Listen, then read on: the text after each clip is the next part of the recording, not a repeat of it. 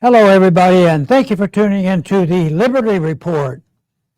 With us today, we have Daniel McAdams, our co-host. Daniel, welcome to the program. Happy Monday, Dr. Paul. How are you today? Doing well, thank you. Anything going on? little bits of things. So, they're going to be talking about identification. Yeah. And I think identification is good. Sure. When we were raising our kids, my wife did a very good job. She always knew who they were hanging around with. Yeah, exactly. And her strategy was they shouldn't go out and on the streets and do things. So she said they should come to our place and swim in our swimming pool. That's a smart move. So, but ID is very important. I mean, we interview people, we work with people, we make major decisions. We make major decisions when we purchase something. We want to know who the people are. Are they trustworthy? Yeah. And governments, probably have some responsibility on this. Sort of like maybe the people that vote are registered voters or citizens. And yet now there's a lot of interest into this bill, which was concocted a few years ago, called the REAL ID. This is the real McCoy. And I was wondering, and you were working with me at the time. I often wondered whether that's because they want to make sure that nobody cheats when they're voting and everybody's a citizen. But it turns out that's not exactly what they have in mind about making sure there's ID. But it sounds like bad news, and I don't know what year it was, but I thought it was bad news then. And the news is not getting any better. And it looks like when you have an administration that tends to think and agree with you on this particular issue with less government and privacy and these things, that there wouldn't be a challenge. But it looks to me like they're, reigniting this whole thing. We need it right away, because there might be a terrorist in your backyard. And we don't want 9/11 to happen again, because if we could only have had real ID, you know that story, don't you? Exactly. So anyway, identification is very important, has to deal with the issue of privacy. And it's a shame, but I'm not very happy with the direction we're going right now. It looks like we're going to lose a lot more privacy if this bill gets reopened and made much worse. And it looks like it can do a lot more damage yet to come. Exactly. And I mean, I'll have to say Homeland Security Secretary Kristi Noem is turning into a real disappointment, because this is one of a number of things that she's done that really kind of back up what you warned back when they created the department. It's going to be limiting our liberties, not anyone else's. We'll put on this first clip. This is from Newsmax, and they recognize. So Kristi Noem came out on Friday afternoon, and she said, "I got news for everyone. We are going to start enforcing Real ID, I think, as of May 1st. So Newsmax came out today. Real ID announcement receives wave of pushback on X, and which is good. And you go to the next one. Here's what Noem did Friday evening. Now that's when they always do something they don't want to have any, people noticing it.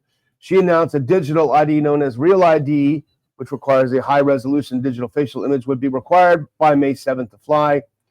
Starting May 7th, you will need a Real ID to travel by air or to visit federal buildings in the U.S., she said in a video on X. These IDs keep our country safe because they help prevent fraud and they enhance security. And as soon as she said that, a backlash ensued on X, including Dr. Paul, by our great friend Thomas Massie. Go to the next one. Massie hit it right on the head. He called BS on Kristi Noem. He said, Real ID isn't needed and it won't stop terrorists from hijacking planes. Most of the 9/11 hijackers held Saudi, UAE, Egyptian, or Lebanese passports. Real ID is a national standard and database of IDs that is primarily a tool for control of Americans. Trump shouldn't enforce it, he said. Go on. In 2000, no, keep it up there if you can. So this is the background. In 2005, go back. 2005, President George W. Bush, now here's the kicker. You remember this, Dr. Paul, signed the Real ID Act into law. It was authored by Representative James Sensenbrenner, the same author of the Patriot Act. You remember those times. Sensenbrenner was going nuts writing all these bills. Yes, and they portrayed him as a great civil libertarian and working for our privacy. That's the most insulting thing, is what Noem said. It was issued to make us safe. Yeah. They always turn it and twist it around. It's sort of like, we need the Federal Reserve so nobody ever counterfeits money. Yeah, yeah. We want the monopoly. Exactly. And this is what this is, monopoly over control. The other thing is, if this administration allows that to go, what about states handling the issue identification? You know, you have to find out that a 9-year-old isn't playing with the 8-year-olds and getting away with it, but maybe their local school board or somebody else can deal with that. But here they want this national law, and it is really a dangerous thing. And I know over the years we've talked about this, but then there was a sort of a lull, and you would think, maybe let it go to sleep. I mean, we have new people up there, and they believe in the republic. They believe in privacy. And look at what's happening now. Yeah, it's been sitting around. It passed in 2005, and it's just been sitting around. No one's done anything to it. No one has really enforced it. Now, all of a sudden, Kristi Noem wakes up and says, you know what, I'm going to go ahead and enforce this, you know. And so let's go to a little bit more from the Newsmax article. Now, the criticism is not coming from the left, it doesn't seem, primarily. Thankfully, it's a lot on the right. Now, go to that next clip. In light of the thousands of criticisms Noem's post received, according to the American Policy Center, and this is a quote, this is important, the REAL ID Act has, and you'll recognize this, Dr. Paul, the REAL ID Act has many tentacles that are each very egregious. The law, PL 109/13, the REAL ID Act of 2005, is not a terribly long law. And you remember this part, Dr. Paul, but it does have hundreds of pages that were published as part of the rulemaking process. Remember how they did that? And among those, go to the next one, here's the thing that you warned about at the time. And in fact, I have the receipts. I'm going to bring them up in a second. Among those rules the organization outlined is the risk of losing your Second Amendment. Now, here is that conservative group, American Policy Center.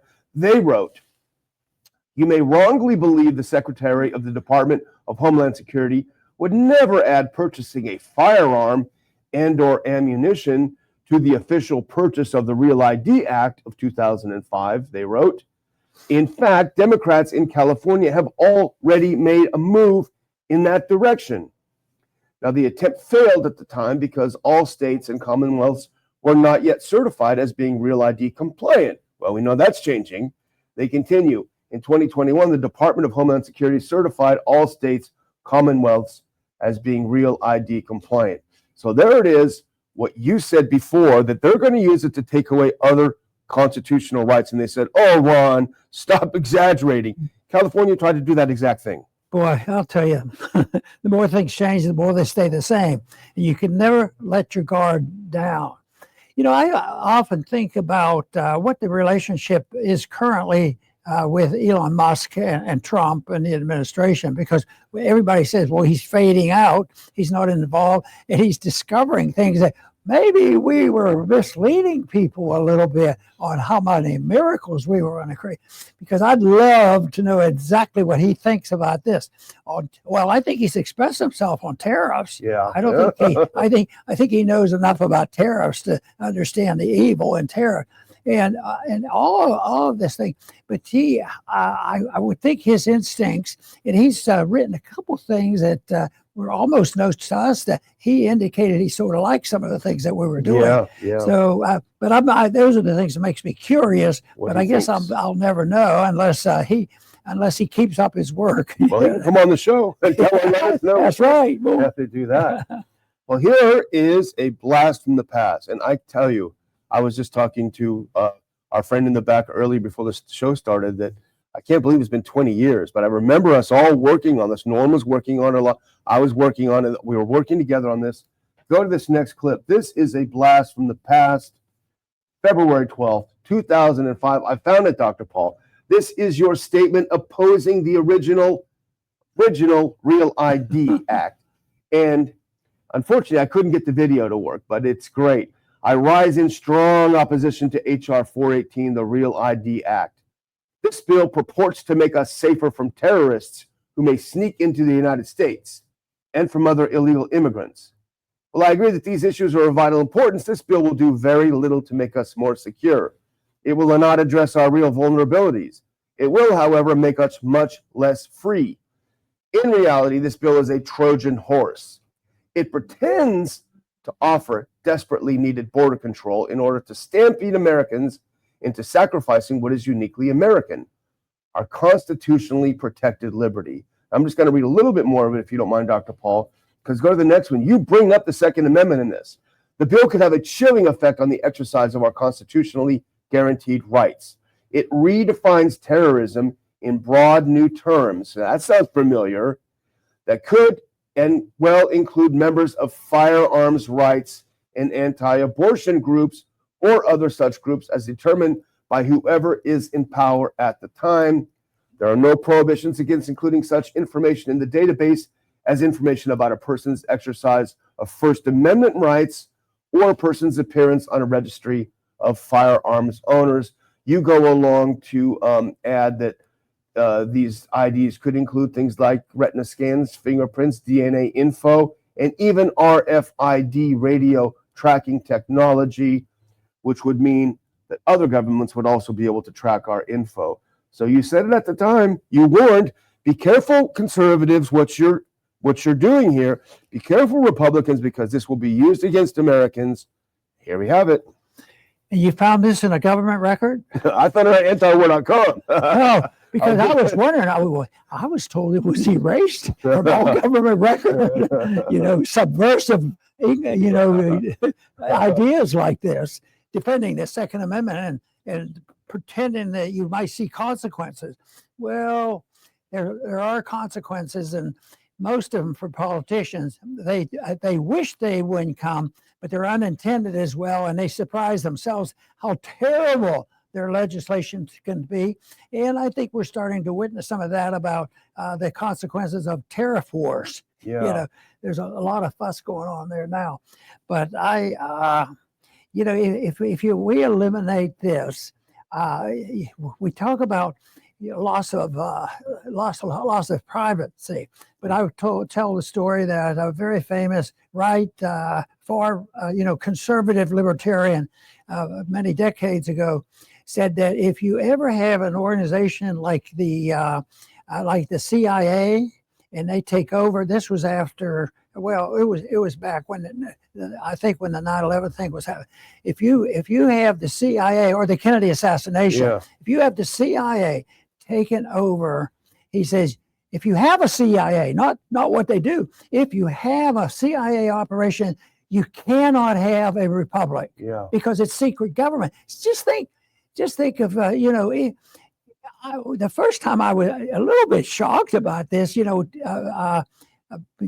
Clinton was running for president. And he was in the campaign, and they took from years before that records of him saying and dealing with his friends and then revealed this. I said, even something like that, it wasn't president, he was into politics, but they had records of that years before, and they already measure everything. And technology, it's a double-edged sword, like nuclear energy. It can be a blessing in disguise and really be beneficial to everyone for energy and whatnot. And it's also a deadly weapon that we know what the devastation is physically, but what about this type of operation? I put it in the category of approaching the advice that I got a long time ago. If you have secret organizations, and this is, it will destroy the republic. And this is just more of that, more secrecy. And it's done. And I guess the worst part are the lies they tell in order to get this passed. My statement, if you brought a bill to me, I said, Daniel, just look at the title. We'll able to figure out. I remember somebody like you told me, said, some of our our friends in other departments say, you guys have it easy. All you have to do is find out if it's is it against the Constitution, and then your job is done. Ron, this is not a constitutional process. We don't have to read the 2,000-page bill. Well, I'll thank Commonwealth 2020. He kicked in $20 today, and he said, don't believe this is not going to be a neo-vax passport, which is possible. Now, it's not explicit right now, but who's going to stop them from having your vaccine records on it, But thankfully, someone is carrying the banner that you carried 20 years ago, and that someone is Thomas Massie. Now, he came out with a bunch of posts on X when Kristi Noem made her dumb announcement. And I just picked out a couple of the better ones. Now, people will find this radical, but think about it. He says, as long as the pilot's door is locked and no one has weapons, why do you care that someone who flies has government permission? Real ID provides no benefit, yet presents a serious risk to freedom. If a person can't be trusted to fly without weapons, why are they roaming free? Very good point. And here's another one where he explains it to people who don't get it. They don't understand what Real ID is. He says, Real ID isn't a database. It's proof that your physical person matches an entry in the digital database. Its power and purpose will be realized when everyone complies, but not before. This is responsive to the I didn't give them much information, I've had one for years, why worry argument he makes. So it's not essentially a database in itself. It is the relationship between that card that you hold and the database that exists already. And they can add to it. Remember, we talked about they can add anything they want. Vax records, gun records, civil liberties, First Amendment records, anything can be added to it.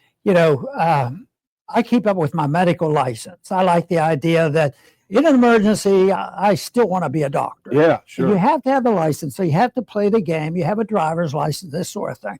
So I went along with that. But this year I got a notice, and they said, you can't even apply for your license until you are fingerprinted by the FBI. and I, called in and I said, why do I have to be investigated by the FBI and I fingerprinted?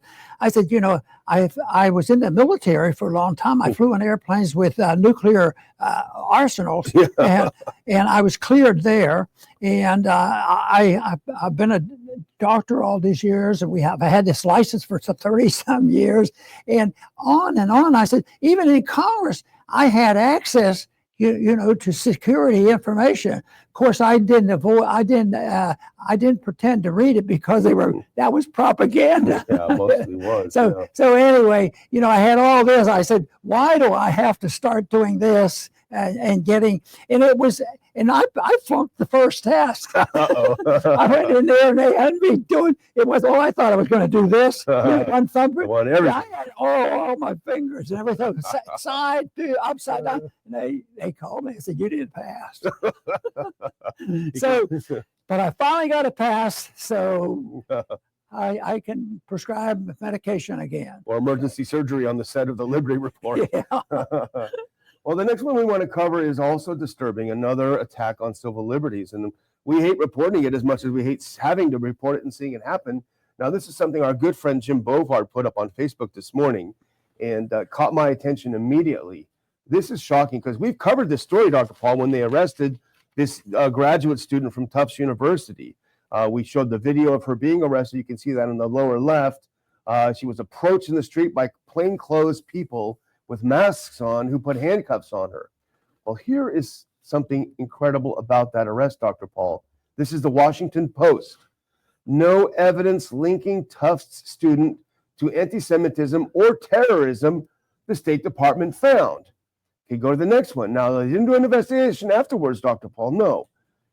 Days before, masked immigration and customs enforcement agents detained Tufts University student Ramesa Ozturk to deport her.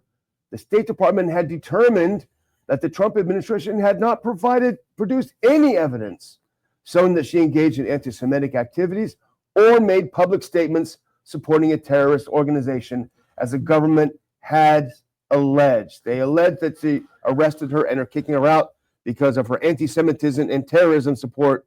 They knew days before they did it that there was no such thing as that. They made it up. But you know, I'm always looking for the favorable side. This is good. In spite of all these horrors that we put up with, and they're expanding, that truth breaks through. Here's some individuals. So we cannot say everybody that works for the government, their intentions are to, you know, to bring on the revolution and turn it over to Soviet type communism. Yeah. So this to me is so important that individuals like this. So somebody investigated, was telling the truth, but the real crime, the big crime, is the refusal to look at it and march on with a policy which is destructive to our whole system, to undermine the truth. I call them nihilists. They don't want to hear the truth. Nihilism is alive and well in Washington, especially if they have political power, because they have to lie, you know, to keep the empire going. And that's Marco Rubio. I think he's a nihilist in a way, because he's the one behind this. And he's the one who had to have known. To go to the next one from the Post piece, the finding contained in a March memo that was described to the Washington Post said, and I highlighted this, Secretary of State Marco Rubio did not have sufficient grounds for revoking Ozturk's visa under an authority empowering the top U.S. diplomat to safeguard the foreign policy interests of the U.S. The memo written by an office within the State Department raises doubts about the public accusations made by the Trump administration. Now go to the next one. We will refresh your memories. Why was she arrested?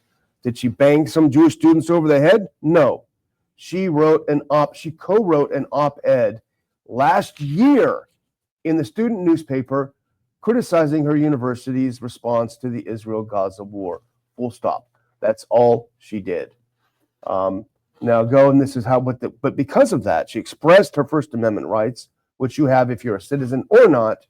If you go to the next one, they originally recommended revocation of her visa under an authority in the Immigration and Nationality Act that allows for the deportation of a foreigner if the Secretary of State has reasonable grounds to believe that person's presence or activities has adverse policy consequences for the United States.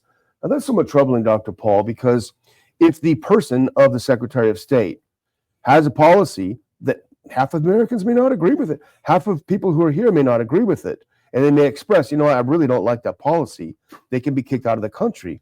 That is disturbing, even if people are saying out in the audience right now, I'm sure, well, they were guests here. That's fine. They came here because they love our system. They love our Constitution, and they want to share in it. And what are they getting? Kicked in the teeth. But, you know, they will punish the individual if they can, kick them out or whatever. But the other thing they do is, we're going to really punish you because your college campuses, your university are permitting them to say these things. How dare they? Permitting them to criticize our foreign policy. So we have to stop that. And then it comes in, the stopping of it, the clarification and giving us our freedom again, is that what we have to do is take the money away from the university because it's a weapon. So all this funding is usually just something that they can remove. I think there was a story today about Trump. He was taking, he says, they're lying. They were saying these things and they said blah, blah, blah. And he says, we need to take away that license. Oh, yeah, I saw that. But that, of course, is an argument for not having licensures, you know. But that was started a long time ago. And for a long, long time, that technology has really helped, you know, competition and not having a license. Even I don't think, I should say it too loud, but you and I don't think we have to have a license for this. Not yet. I just have to have it for medical care. Call Kristi Noem, maybe she'll make us get one. You know, the fact is that anti-Semitism is a very ugly thing. It's the expression of very ugly views. My religion is considered a serious sin. However, according to our First Amendment, you're allowed to be anti-Semitic or even express anti-Semitic thoughts as long as you don't take action to harm people. So the fact that she wasn't found having anti-Semitic thoughts was good. It's nice. However, that shouldn't be grounds either, because we have a First Amendment, as you always say, not to talk about the weather. But here's a little bit of a good news. Here's a little bit, in my opinion, of a silver lining in the shadow. Because while the government was grabbing this woman and deporting her, the students on campus who disgusted by what she said and disagreed with her, nevertheless stood up for her. This is from the same Washington Post article, and I'm going to read it because we need a little bit of dose of good news that the young people, as you always say, the young people get it. put this next clip on video of Ozturk nabbed on the streets of suburban Boston by plainclothes agents drew international attention to her case and sparked widespread debate about suppression of speech by the Trump administration. At Tufts, Ozturk's arrest drew intense criticism, including from a pro-Israel group on campus and the Tufts Republicans. Here's a quote. "We strongly oppose the content of the op-ed that Ozturk co-authored last year," read an op-ed by Tufts Friends of Israel. "But restricting freedom of speech is flat out undemocratic and anti-American. Freedom of speech in a democracy is sacred. It ensures that dissent is heard and that people can express themselves. It is the best tool we have to fight tyranny. Right now, our freedom of speech is under attack." Hats off to the Tufts Friends of Israel for that great statement. What they're using is the principle of pointing out hypocrisy. Yes. People will wake up and they have an instinct. I think everybody has it. It's available to them if they want. The instinct of being honest and upfront. So if they come in and find out they're saying one thing and doing something else, and they're punishing them, they point out. This happened with COVID. Remember when the people who were, arresting people and saying you can't do this, and they loved all the authority have at the local level. It didn't even take the UN to do this. It took just local school boards and everything else. They loved this, and they would, want to punish them. But the hypocrisy is what made people angry. Yeah. Remember Nancy Pelosi and a few others? They were out partying. At this other time, they were saying you can't even leave your house. Exactly. And if you go down to the beach, you better wear your mask. Yeah, exactly. Yeah. Well, I think our last little bit, this will be a short one because we're running short on time, but I think we're talking about it because it's related. Because the rest of the world is seeing plainclothes masked people grabbing people off the streets, throwing them into jail, and then deporting them from the country. Well, what is the rest of the world going to say? I'm not going there. Go to this next one now. This is what we're seeing it now in the numbers. European travel to the U.S. dropped 17% amid Trump backlash and worries about the treatment of foreigners. Now go to the next one. So it's way down. People aren't coming here. But listen to this, Dr. Paul. People aren't merely opting not to visit the U.S. More foreigners are canceling the trips that they've already booked. The cancellation rate leapt 17% in the first quarter compared to last year. The cancellation rate among French, German, and British would-be visitors soaring 40%. Now, I'm sure some of those people hate Trump. They don't like his policies. They don't like his views on a number of things. But you can't discount this possibility that people are genuinely frightened to come in the country. And here's a very graphic representation of travel to the U.S. Now, go to that next one. Here's that chart. I'm sure you saw that chart, Dr. Paul, on Zero Hedge. But bam, look at that. Everyone across the board. And I sent it to you this morning, and I used the word unintended consequences on the subject line because this is going to hurt us. Those charts are so dramatic. It doesn't come from the efficiency of government. Even when they want to crack down on people, they say, don't do this, don't do this.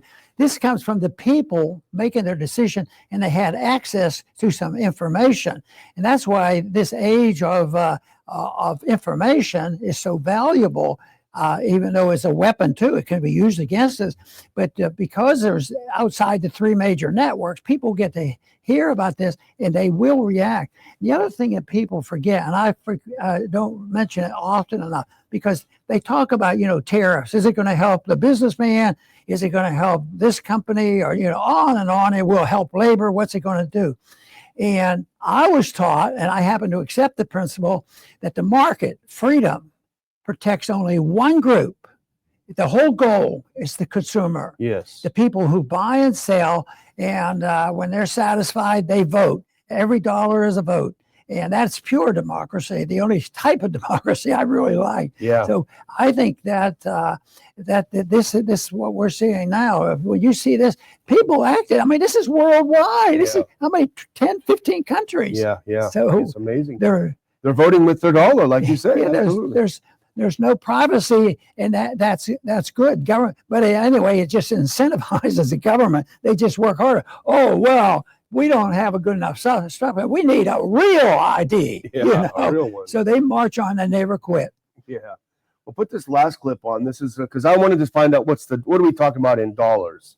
Who is it going to hurt? It's going to hurt the economy. Put that last one on. Similarly, CEO of French tour operator Voyageurs du Monde told CNN that U.S. bookings since Trump's inauguration have fallen 20%. Now, again, we could say that a lot of people just don't like Trump. They hate Trump, whatever. That's part of it.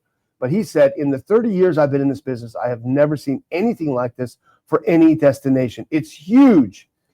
And then here's the interesting part that I highlighted.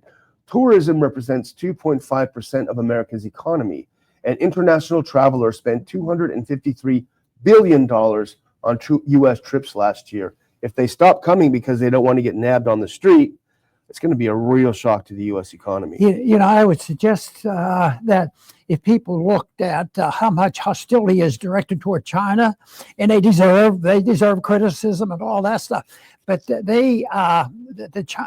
China, why do they have these edges? It's because we vote, we buy their stuff. Yeah. They didn't come over here with a gun. They didn't invade us and say, we're going to take over your gold mines or your coal mines and take over your business. They make stuff. Oh, yeah, but their labor is cheaper. Yeah. Well, the consumer, if you look after the consumer gets the advantages of freedom. Yeah. And unfortunately, everybody puts in the category. Labor gets divided up, business people come up. And what does it do? It turns out that the best investment the businessman can make now is hiring a real smart lobbyist, or a powerful lobbyist, a ruthless lobbyist to go and demand what he wants. So that is tragic. Did you have another statement? Or? No, I was just going to close out and just thank everyone for watching the show and hit that thumbs up or the like button if you can, and get our show spread around. We appreciate it very much. And over to you, Dr. Paul. Okay, and I'll close out too as well, because I want to express my deep appreciation for all of you who have tuned in. And we are going to continue this effort because we believe that we're making headway. A lot of times the news won't tell us how many people are there, but some of these statistics we talked about today, people will be rallied. They rally against the nonsense of COVID lockdowns.